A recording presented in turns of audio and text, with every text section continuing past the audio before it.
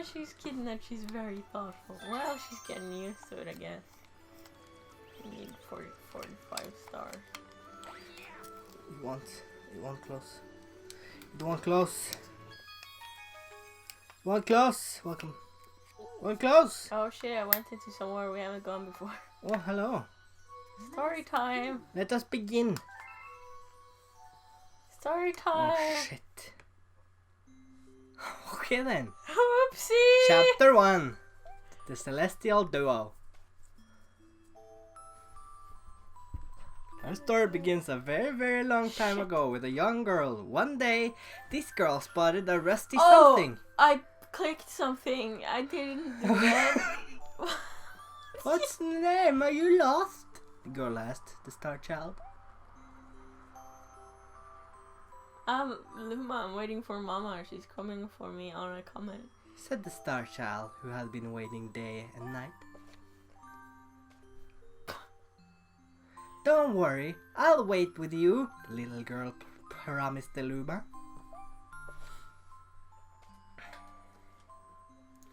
At nightfall, the little girl borrowed her father's telescope and peered into the sky. She looked and looked, but she saw nothing. Hours turned into days, and then years. But still, the sky revealed nothing. Finally, the little girl sighed and said to the Luma, "If we stay here looking much longer, I'll be an old lady soon." But then she had an idea. "Why don't we go out there and find your mother ourselves?" Oh, okay. Bye, Dad. The girl and Luma fixed up the rusty spaceship, and then the two set sail into the starry sky. And this is how the search for the celestial mother began. No. Chapter 2. Are you fucking kidding me? Oh my god. Your turn. Days passed with no sight of the comet or even a single planet. Instead, asteroids extended as far as the eye could see. If I had known it was going to take this long, I would have packed more jams, said the little girl above the rumble of her belly. Before they left, she had packed all the essentials. Telescope, butterfly net, stuffed bunny, bread, milk, jam, and apricot flavored tea. But I forgot to bring water. At this, Luma burst into gales of laughter and the girl began to pout. As long as I have star bits, I'll be fine, said Luma. Want some? And the little girl couldn't stay mad after hearing this. Luma continued to laugh and the girl couldn't help but join in. Alright, maybe just a nibble. Sweet. Leaning far out of the ship, the pair began to collect star bits with the girls. They almost fell out a few times, but they kept on collecting. The star bits tasted like honey. Chapter 3. Oh my fucking god.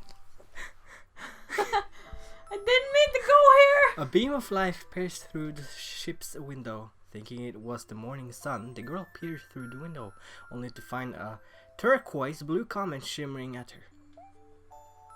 The little girl shook the sleeping Luma awake and shouted excitedly, "We have to get to that comet!" Quickly, to the comet! The pair descended on the comet and found that it was made of ice. They looked high and low, but Luma, exhausted, the little girl sat down with a flop, utterly unable to take another step. "Look!" Peering down at the icy ground where Luma was pointing, that's a nice name, the girl suddenly noticed a cluster of starbits encased in the ice. "Pretty good, huh? Finding starbits is my specialty," said Luma, beaming. "There's ice here, but it's so warm. I'll bet there's water here too." The two decided to stay on the comet for a while. Riding the turquoise comet, the pair continued their search for Luma's mother. Your turn. Whoa! One night, the girl dreamed about her own mother. "Where are you going?" she asked her mother's retreating back.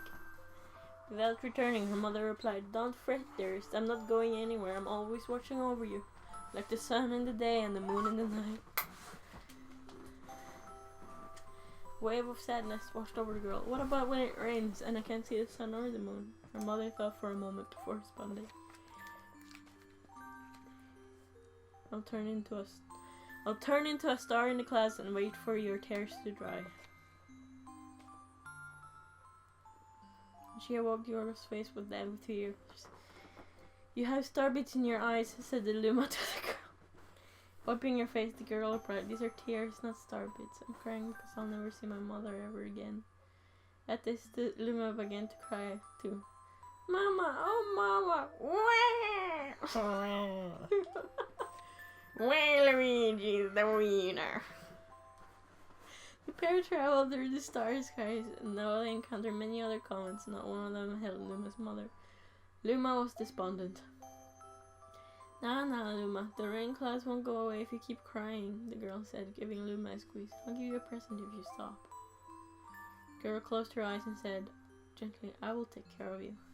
With these words, she felt a small spark in her heart. The Grinch's heart grew 5 sizes. Chapter 5. Home. Oh boy. The kitchen will go here, and the library will go over there, the girl said busily to herself. "We'll put the gate here." Ever since the girl took Luma under her care, she's been bustling about at a feverish pace. It's a lot of work, but it's worth it to make a happy home. It turned out that the starbits weren't the only thing buried in the ice, were tools and furniture unlike any they had ever seen, and the girl used them to build a home. What? Looking at the complete house, Luma remarked, "Don't you think it's awfully big for just the two of us?" With the library, bedroom, kitchen, fountain, and gate, it was certainly spacious, but still something seemed to be missing. "Where's the engine room?" "If only my father, brother, and mother were here," the girl said wistfully. Indeed, the house was too large for its 2 small residents. The night, clutching her favorite stuffed bunny close to her heart, the girl fell asleep in the starship. Chapter 6. God fuck. Chapter 6. God fuck. Then one day, while the girl sat sipping tea, a tiny apricot-colored planet appeared on the horizon. From the planet, another Luma of the same color emerged. "Do you two know each other?" the girl asked the 2 Lumas gleefully. Despite the girl's excitement, they seemed uneasy. "Not all Lumas know each other." The 2 Lumas neither drew close nor backed away from each other. Instead, they just stared, and one Luma broke the silence. "My mama!" And once the apricot Luma purred back, "My mama! My mama! My mama! My mama!" The 2 Lumas began to dance around the girl frantically, and neither showed any sign of stopping. The girl was so charmed with this adorable scene that she couldn't help but laugh. But that's when something very strange happened. Suddenly, more Lumas began to pop out from the apricot planet. They were different colors, but they all shouted the same thing. "My mama! My mama!" Sight of all the shouting Lumas only made the girl laugh harder. "What am I going to do with all these children?" Lumas just stared blankly as she doubled over laughing. "Guess we'll have to name each and every one of you." Shit. Tomorrow, once she had finished naming them all, she would begin moving all the Lumas into the new house. Chapter 7. The telescope. Oh my god, why did we unlock so much story? After seeing the 100th comment, a sudden thought popped into the girl's head. "I wonder if my home planet is still as blue as it was." That's when she remembered her father's telescope. Peeking into the telescope, a tiny blue dot floated into sight. It was smaller than a starbit. How strange. It's so far away, but it feels so close. She twisted the knob of the telescope, and the blue dot grew until she could make out a grassy hill dotted with flowers. It seemed very familiar to her. Zooming even closer, a terrace on the hill came into view. I used to go stargazing there when I lived on my home planet. She remembered rubbing the sleep out of her eyes as she followed her father up to the hill to look at the stars. That's Mario and Luigi. She remembered how she and her brother would sled down the hill. Mario. She remembered having picnics with her mother on that hill on the bright and windy days. And I want to go home. I want to go home right now. The girl burst into tears, and the Lumas didn't know what to do. I want to go home. I want to go back to my house by the hill. I want to see my mother. The girl was shouting now, her face wet with tears. But I know she's not there. There! Sorry. I knew all along that she wasn't out there in the sky because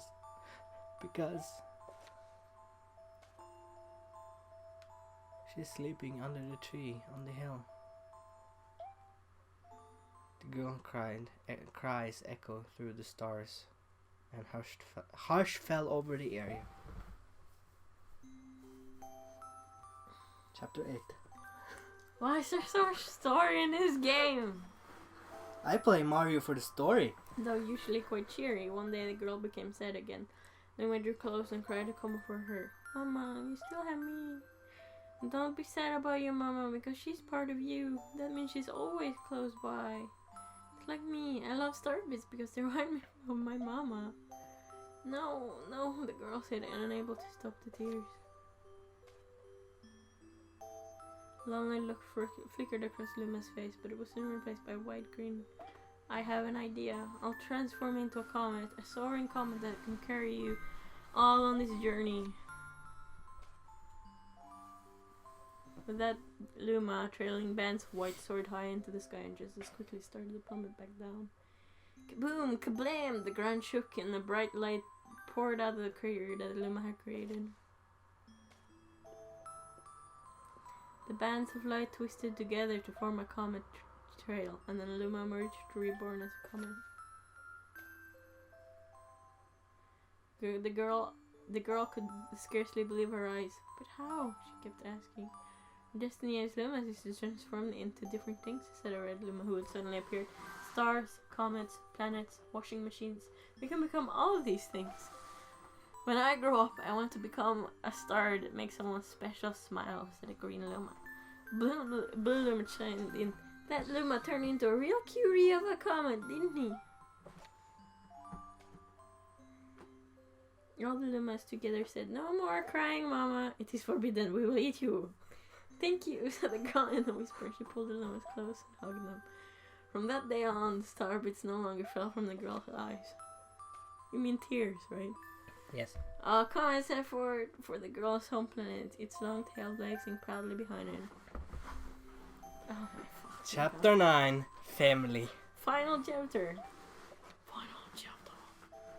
They're baking stuff. With its many lumas and telescopes, the comet was quite a sight to behold. The girl and the Lumas were proud to call it home.